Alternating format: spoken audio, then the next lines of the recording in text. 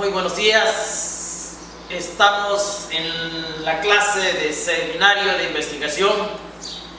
Vamos a continuar de esta manera virtual con nuestras actividades, recordándoles algo muy importante. La fortaleza la llevan en el alma. Ahí está la fuerza, el ímpetu del ser humano. Por un lado. Por el otro lado, recuerden que allí en plataforma Google Classroom les comentaba que Umberto Eco, uno de los grandes intelectuales del siglo pasado, decía que cualquier investigación es como el puerco. ¿Por qué? Porque de ella todo se aprovecha, hasta las patitas. Eso lo decía el gran semiólogo italiano Umberto Eco, uno de los intelectuales más importantes de los últimos tiempos. Además, a pesar de esta pandemia, nos damos cita virtualmente para hacerles mención que el carácter del individuo se forja al fragor del campo de batalla. ¿Y cuál es ese campo de batalla? El de las ideas.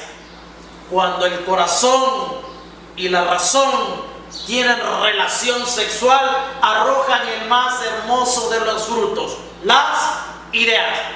En ese sentido, comencemos pues con este pequeño protocolo de investigación. Pero antes, les quiero hacer mención de algo. Nosotros en clase, si aprendimos, ustedes aprendieron, a entrar al Instituto de Investigaciones Jurídicas de la UNAM. Principalmente a su biblioteca virtual.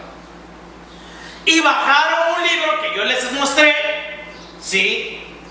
Bajaron un libro que yo les mostré,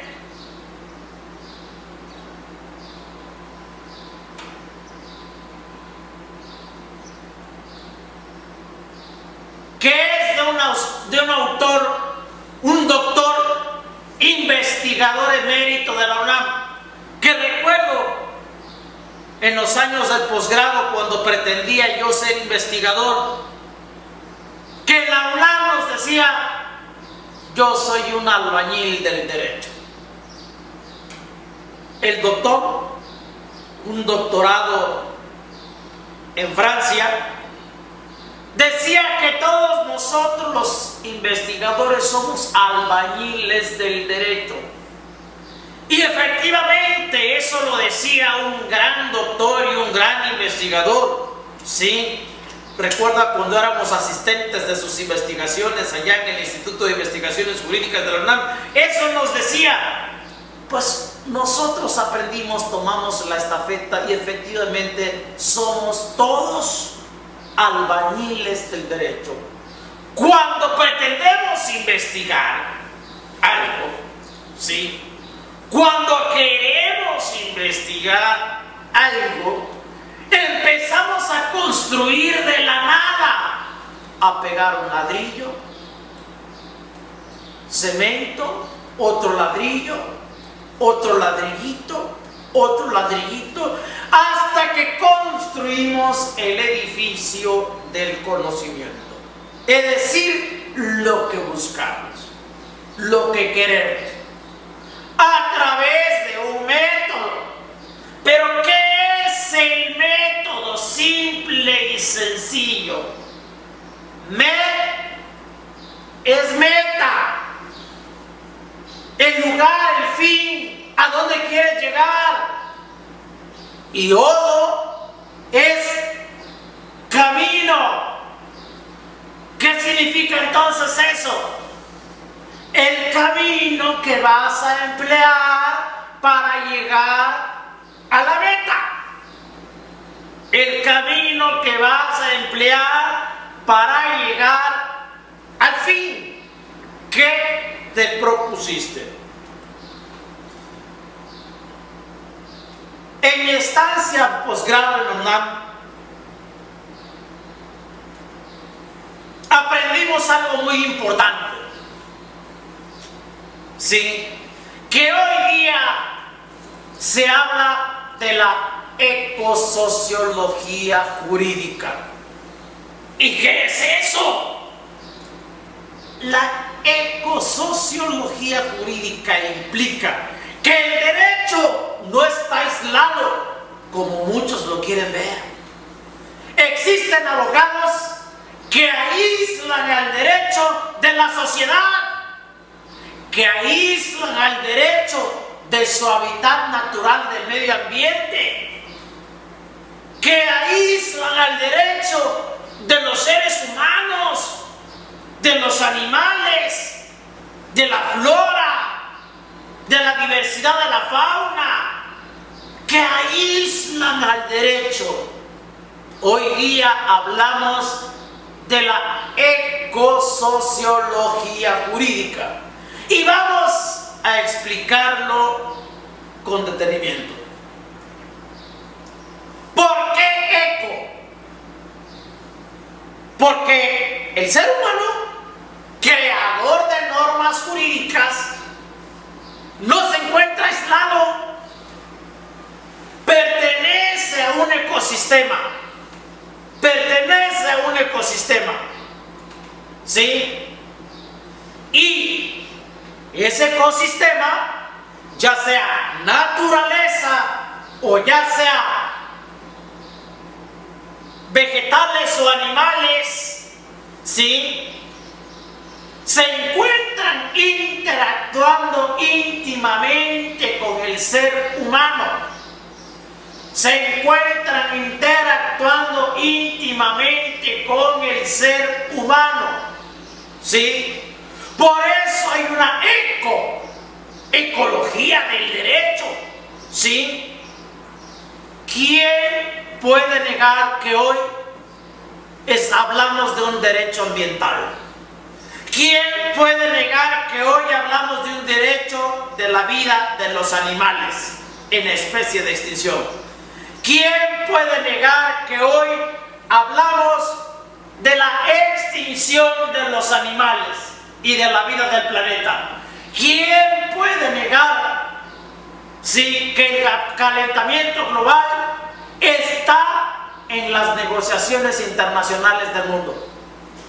Por eso el derecho pertenece a un ecosistema y ese ecosistema tiene que ver con el ser humano, ¿sí? Tiene que ver con los seres vivos naturales, con los seres animales o con las plantas, vegetación, ¿sí?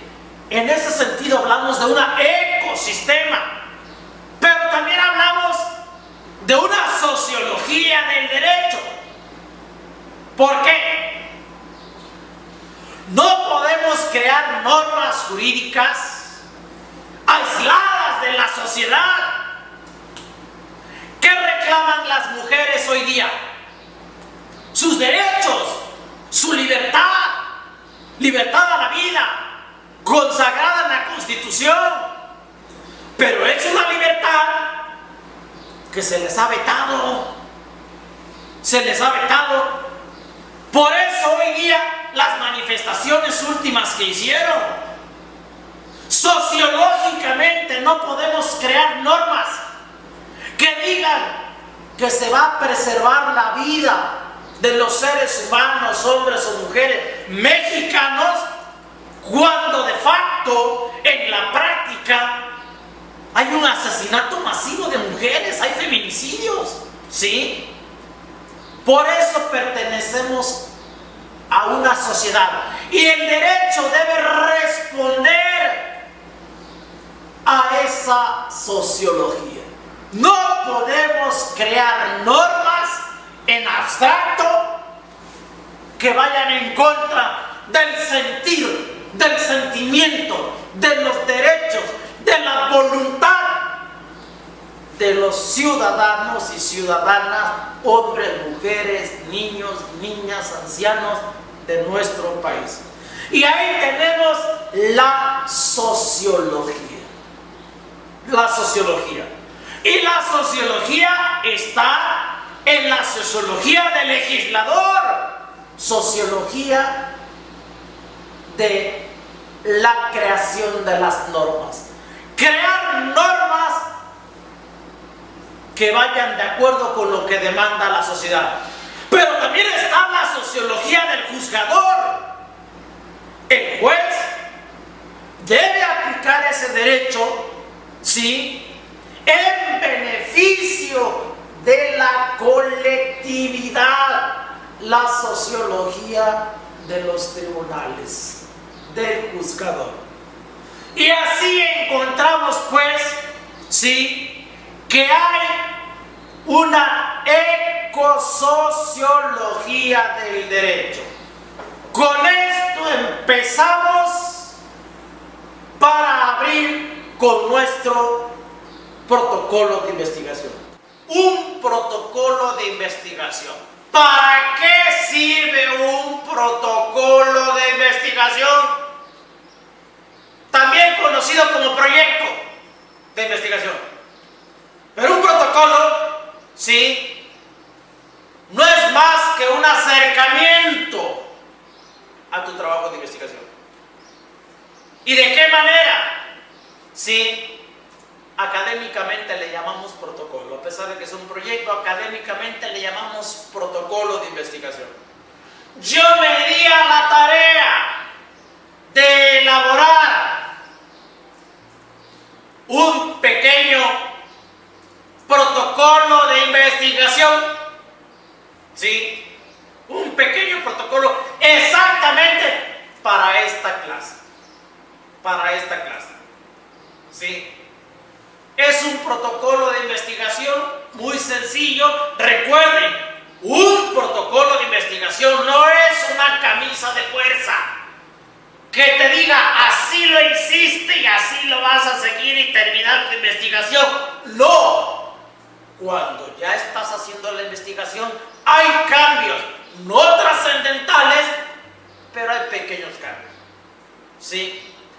Solo te recuerdo que cuando estaban investigando, ¿sí?,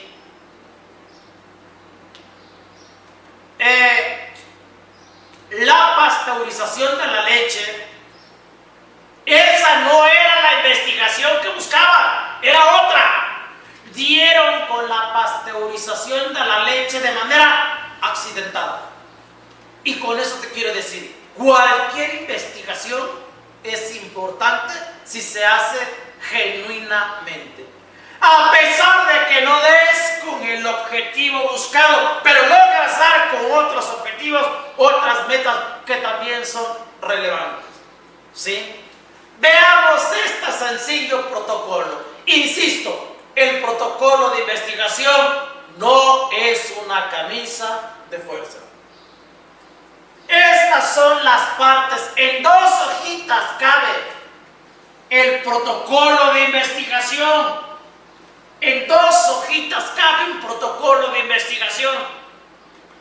¿Y para qué sirve? Para que usted se lo lleve a sus maestros, ¿sí?, y les diga, o al juez, al juzgador, a su maestro especialista en civil, en penal, en mercantil, en internacional, en empresarial, al área que sea y que se relacione con tu protocolo de investigación. Es un sencillo protocolo para que lo analice y te pueda dar su punto de vista. Porque de lo contrario, si tú logras ver al maestro en los pasillos, en el salón de clases, ¿sí?, le dices, maestro, tengo un proyecto, un protocolo de investigación y se llama así, se lo dices verbalmente, ¿sí? ¿Y cómo ve usted qué opina? No, pues agarras al maestro corriendo, él tiene sus ocupaciones, tiene que llegar a su despacho, tiene a su familia y te dice, pues más o menos, está bien, continúe, o lo veo mal, pero es una explicación muy repentina que no tiene fundamento. No hay como entregar un protocolo en 2 hojitas para que se lo lleve, lo reflexione y te dé, ya sea por escrito o verbal, su punto de vista. ¿Sí? Veamos. Primero, el tema.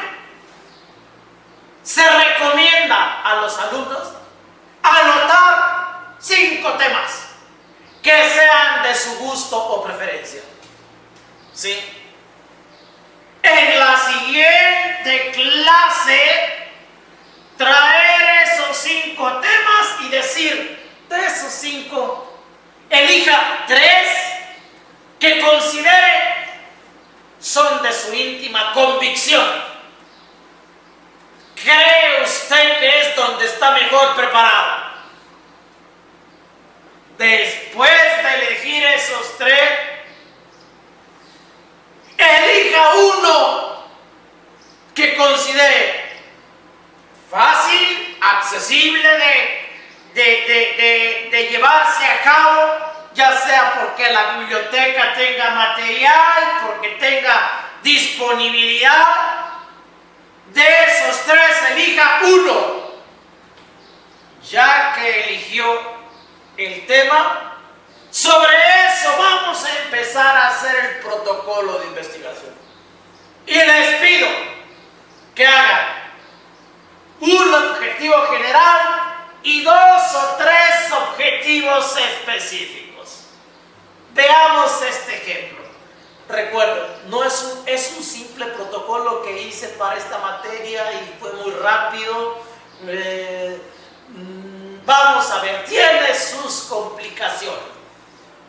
El tema, la acreditación de la enseñanza a nivel superior de México en el marco de la integración latinoamericana. ¿Sí? Este tema se deriva de otro que llevé a cabo, ¿sí?, en el posgrado de la UNAM para titularme. Aquel era la acreditación de la enseñanza superior en el marco de la integración económica norteamericana. Hoy replanteé este protocolo de investigación, pero ahora con la integración latinoamericana. ¿Y por qué con la integración latinoamericana? Bueno, derivado de las posturas de Donald Trump, ¿sí?, y su xenofobia hacia los mexicanos y latinos, a mí se me ocurrió que si acreditamos la enseñanza de nivel superior en México, ¿sí?, vamos a lograr un acuerdo para integrar económicamente a Latinoamérica. ¿Sí?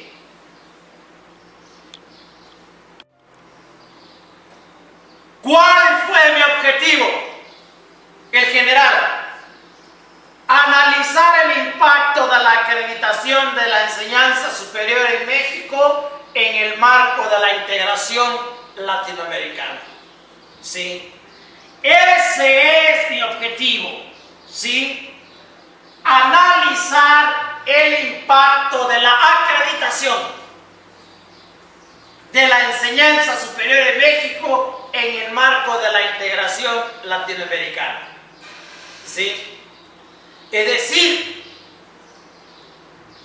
si yo logro que todos mis programas de estudio en México sean sustancialmente equivalentes con los de las universidades de Latinoamérica, yo lograré integrar económicamente a Latinoamérica.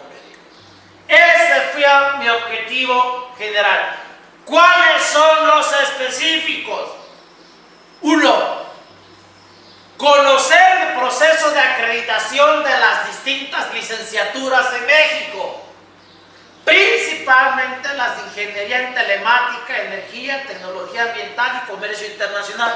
Y eso lo hice para servir esta investigación a una institución con la que estoy colaborando, otra institución X con la que colaboro.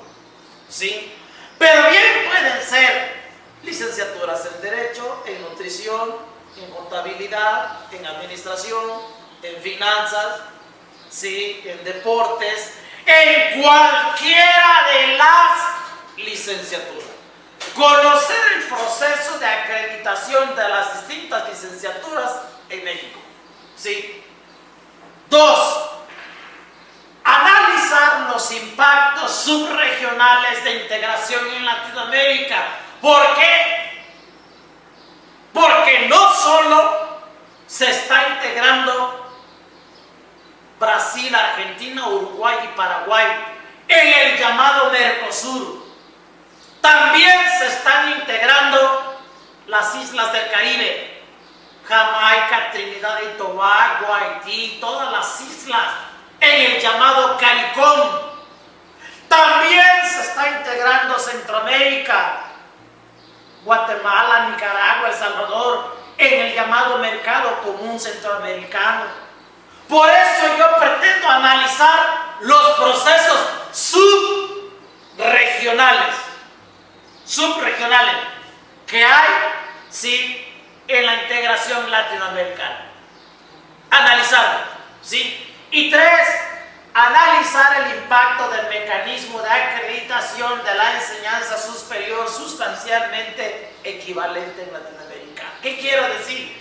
¿Qué impacto traería un mecanismo de acreditación que fuera igual, o si no igual, sustancialmente equivalente? Que equivaliera lo mismo en México, Brasil, Argentina, Uruguay, Paraguay, Panamá, Puerto Rico. Un mecanismo de acreditación de la enseñanza superior sustancialmente equivalente en Latinoamérica como factor de cohesión de la región, como factor para unir a la región, ¿sí? Esos son mis objetivos general y específicos. Recuerden, el protocolo no es una camisa de fuerza, ¿sí? Te permite seguir una directriz, un orden, un equilibrio, pero no es una camisa de fuerza que te impida, ¿sí?, realizar modificaciones, ¿sí? La hipótesis. Yo planteo la hipótesis, ¿sí? Yo digo que la acreditación de la enseñanza de nivel superior en México en el marco de la integración latinoamericana es un factor de cohesión política, social y económica regional por el poder ilimitado del conocimiento. ¿Sí? Yo establezco que si acreditamos la enseñanza superior en México en el marco de la integración latinoamericana, eso nos traería cohesión política, social y económica en la región. Aquí me equivoqué con estas rayitas, ¿sí? Por el poder ilimitado del conocimiento.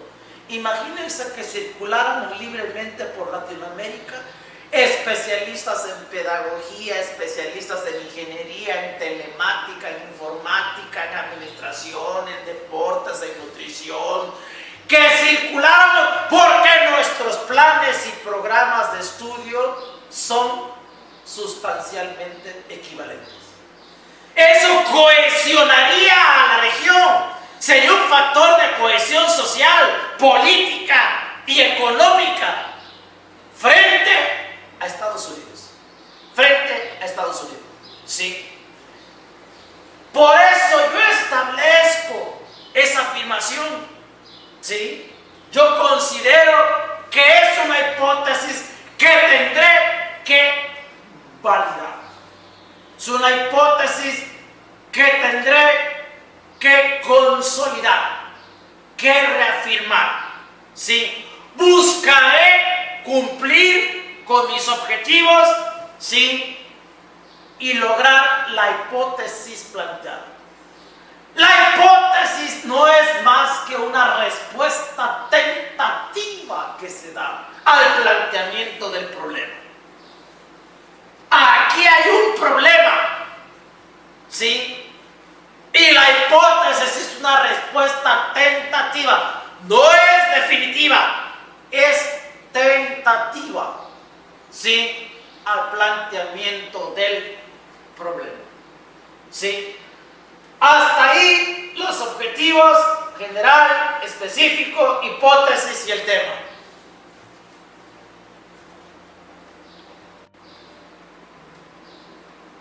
Continuaremos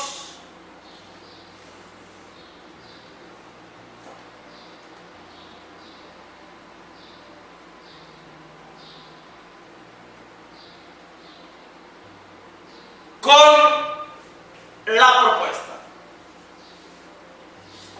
¿Qué es lo que se propone en esta investigación? ¿Qué nos proponemos? ¿Sí? Sencillo. Esta investigación se propone aportar elementos de explicación de lo que es, primero, se propone aportar elementos de explicación de lo que es la acreditación de la enseñanza superior en México en un contexto de integración latinoamericana. ¿Sí? Es lo que se propone esta investigación. ¿Sí? Aportar elementos de explicación de lo que es la acreditación en México en un contexto de integración latinoamericana. ¿Sí? Es decir, ¿de qué manera se da la acreditación de las ingenierías, de las áreas de contabilidad, de derecho, de nutrición, de pedagogía, de informática, de administración de empresas, de sociología, de medicina, de todas las áreas? ¿De qué manera, sí, se da la acreditación en México? ¿Cómo es que se da esa acreditación? ¿A través de qué proceso? ¿A través de qué elementos se da esa acreditación? Sí. Explicar, elementos de explicación que me permitan conocer lo que es la acreditación en México. ¿Sí? ¿En qué contexto? En el contexto de integración latinoamericana. Es decir, ese es mi contexto, mi marco contextual. En la integración latinoamericana yo pretendo aportar elementos que expliquen la importancia de la acreditación en México. ¿Sí? ¿Pero para qué? Para lograr la integración latinoamericana. El método, como ya lo dije anteriormente, ¿sí? El método se compone de met y de os. ¿Sí? ¿Qué significa meta? ¿Qué significa fin? ¿Sí? Y os, que significa camino. ¿Sí?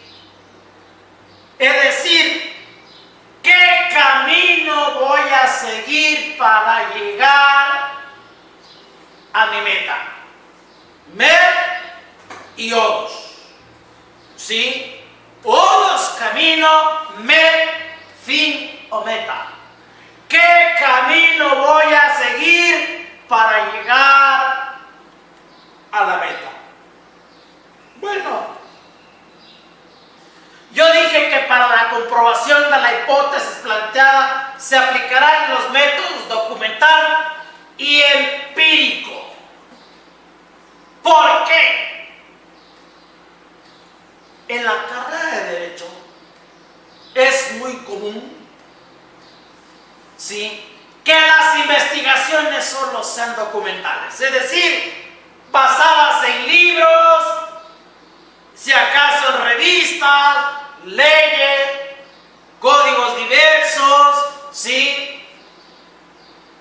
Todo lo que sea documental, periódicos, ¿sí? Todo lo que sea documental, ¿sí? También esta investigación va a utilizar, ¿sí?, el método documental, pero no es el único. Va a utilizar también el empírico. ¿Y cuál es ese?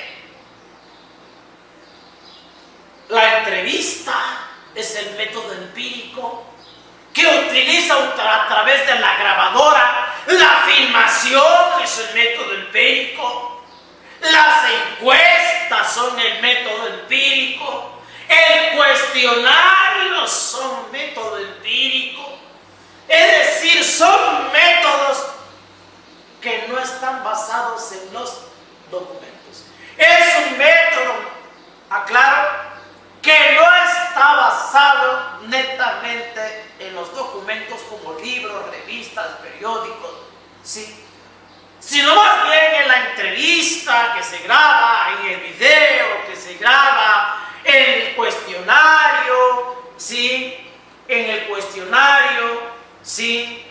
Una serie de planteamientos diversos al método documental y que tienen más que ver más con la ecosociología jurídica.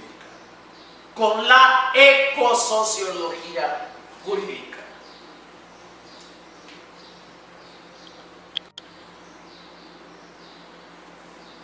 El marco teórico conceptual. El marco teórico conceptual. Aquí, sí, se nos dice que los conceptos son esenciales.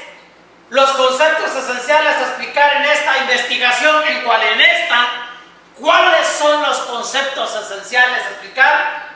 Acreditación. ¿Qué es acreditación? Integración.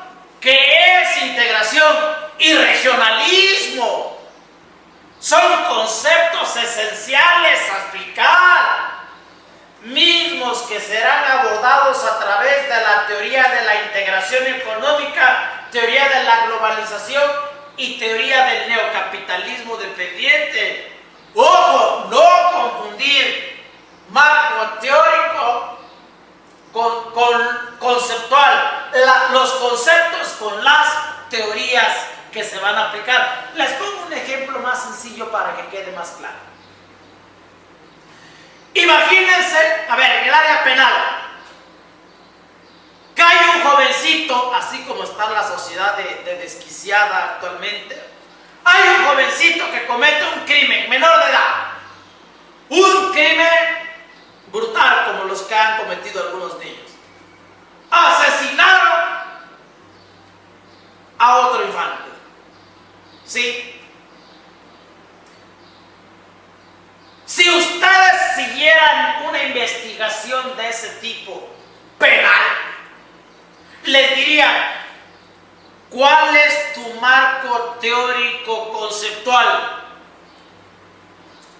Bueno, a lo mejor los conceptos a describir sería crimen, ¿sí?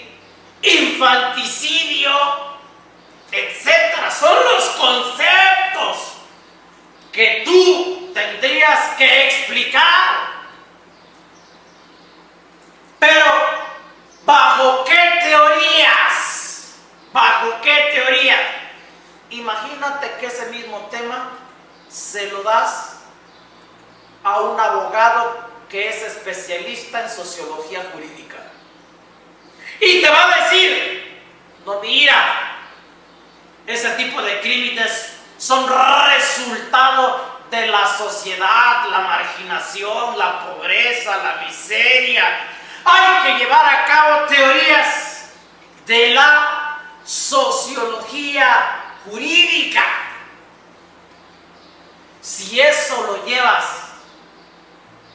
con un perito, ese tema lo llevas con un perito criminal, posiblemente te dirá, ah, no, mira, según la antropología jurídica, dice que el joven tiene los pómulos levantados, el mentón amplio, los ojos profundos, es decir, tiene rasgos criminales según la antropología jurídica. ¿Sí? Es decir, cada quien guiará la investigación de acuerdo con sus teorías, teorías de la antropología jurídica, teorías de la sociología jurídica, teorías del positivismo jurídico, ¿sí? del positivismo jurídico. ¿Sí? Esa es la diferencia entre un concepto y las teorías que vas a utilizar para abordar un mismo tema, que es la del crimen infanticidio cometido por ese menor de edad. ¿Sí? Un mismo tema con conceptos, pero hay distintas teorías con las que tú vas a abordar ese tema. Por lo tanto, tú debes de plantear en tu protocolo qué teorías vas a utilizar, qué teorías vas a plantear en tu protocolo de investigación para que tu investigación sea guiada a través de ese marco teórico. Son las teorías que vas a necesitar, que vas a abordar en este trabajo de investigación. ¿Sí? Capítulos. Es raro que en un protocolo de investigación, cuando no has investigado ni un ápice, cuando no has investigado nada, se te pida que hagas un capitulado. ¿Y por qué esa necesidad de pedirte un capitulado cuando no tienes ni idea? ¿Sí? Cuando apenas vas a iniciar. Bueno, les dije que el marco, que el protocolo de investigación no es una camisa de fuerza. No es una camisa de fuerza. Se te pide que hagas un capitulado tentativo, que sería muy general, 2, 3 capítulos. Por ejemplo, aquí, capítulo 1, la acreditación de la enseñanza de nivel superior en Latinoamérica y en México. Eso lo diseñé yo como antecedentes, cómo se encuentra la acreditación en Latinoamérica y en México. Segundo, los procesos de integración económica, que son los bloques económicos del mundo, que es el bloque latinoamericano. Es un capitulado tentativo, no es el definitivo. A lo largo de la investigación te darás cuenta que el capitulado puede ir variando. ¿Sí? Es tentativo, es de acuerdo. Esto, el doctor Jorge Pitker, que es un investigador, ¿sí?, emérito del Instituto de Investigaciones Jurídicas de la UNAM, premio Universidad Nacional, asesor de la Organización de Estados Americanos, de la ONU y de muchos otros organismos internacionales. Es un profesor investigador que me decía, Jorge Luis, ¿por qué les pedimos el capitulado? Es un capitulado tentativo. Eso está de acuerdo con las reglas del pensar. ¿Qué son las reglas del pensar? Significa esa capacidad de abstracción que cada uno tenemos como para plantear tentativamente. Hay que seguir con unas reglas, con la lógica. ¿Qué te dice la lógica argumentativa? ¿Qué te dice el pensamiento? Las reglas del pensamiento correcto, la lógica. Que puedes plantear un capitulado tentativo, no es el definitivo, pero llévalo a cabo, abstrae. Haz un ejercicio de abstracción mental. Analiza, plantea, ¿sí? Y ese es el capitulado, ¿sí?, tentativo que plantea. Más adelante hay una bibliografía, ¿sí? También la bibliografía es tentativa, pero es una bibliografía básica que tú o usted como joven que se dedica a hacer un trabajo de investigación para titulación, para hacer su tesis de grado, debe tener en mente una bibliografía, ¿sí? Debe plantear una bibliografía. ¿Qué libros está consultando? ¿Cómo se acercó a ese tema? ¿Sí? ¿Qué lecturas lo han incitado para llevar a cabo esa investigación? ¿Sí? ¿Qué bibliografía hasta este momento lleva? ¿Qué ha revisado? Aquí Aquí puse bibliografía. Se me pasó a poner webliografía, que es toda la información que hay en internet. Perdón, no toda la información que hay en internet. Aquella información que viene de instituciones ya con prestigio internacional. La ONU, la OEA, la OMC, instituciones internacionales, la Comisión Interamericana de Derechos Humanos, ¿sí?, la Suprema Corte de Justicia, información que tenga en internet, pero que sean instituciones de prestigio nacional e internacional, ¿sí? El cronograma. En el cronograma, muy fácil. Usted debe plantear el cronograma. Cuando realiza o piensa realizar la recopilación de la información.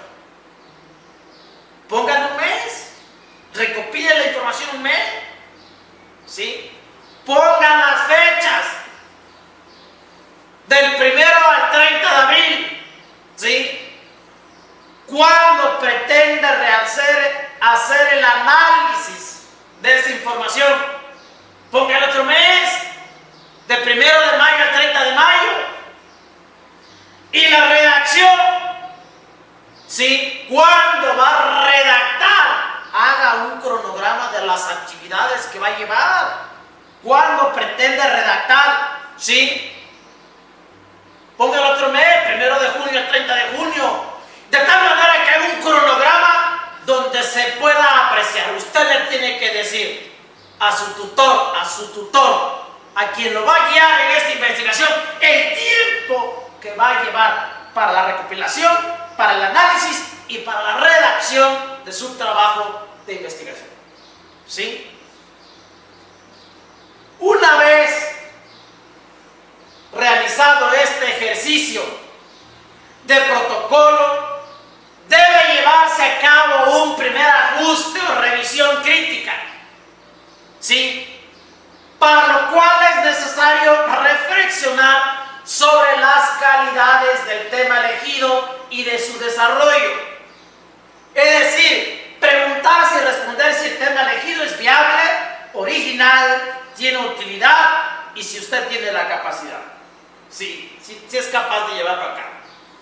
¿A qué me refiero con ello? ¿Es viable? ¿Hay viabilidad? Primero, si usted plantea un trabajo de investigación donde pretenda hacer análisis comparativo con el derecho anglosajón, ¿es viable? ¿Hay bibliotecas aquí cercanas? ¿Se encuentra la Embajada de Estados Unidos para que le permita información? ¿Sí? ¿Encuentra usted bibliotecas de derecho anglosajón? ¿De qué direcciones de internet lo piensa bajar? La viabilidad, ¿tiene asequible la información o es necesario ir a los centros de investigación nacional? Sí, a los centros de investigación nacional. Y eso le va a costar. ¿Cuenta con los recursos económicos para trasladarse? ¿Cuenta con el tiempo? Primero veamos la viabilidad. ¿Sí? Segundo, originalidad. Cuando hablamos de originalidad, no nos referimos al nombre del tema. Que el tema sea original, que sea un nombre original, que sea único. No.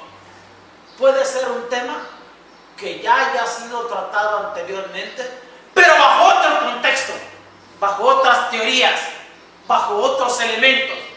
Originalidad nos referimos a que sea genuino, que usted lo esté generando, que venga relacionado a los proyectos que usted está llevando a cabo.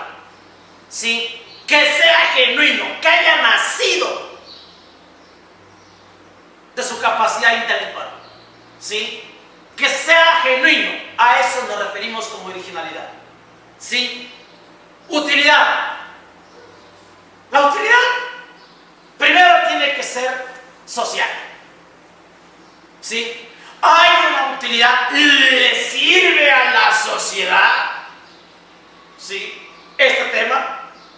¿Sí? Pero eso no puede llevarse a cabo sin antes usted encontrarle una utilidad personal. Personalmente le es útil, le sirve para su desarrollo intelectual, le sirve para su crecimiento profesional, ¿sí? Le sirve para desarrollarse profesional intelectualmente. Y además, tiene utilidad en la sociedad. La sociedad se beneficia de este tipo de trabajos de investigación. Hay una doble utilidad aquí. Y la capacidad, sí. Imagínese que usted quiere tratar un tema que tiene que ver con la hermenéutica jurídica.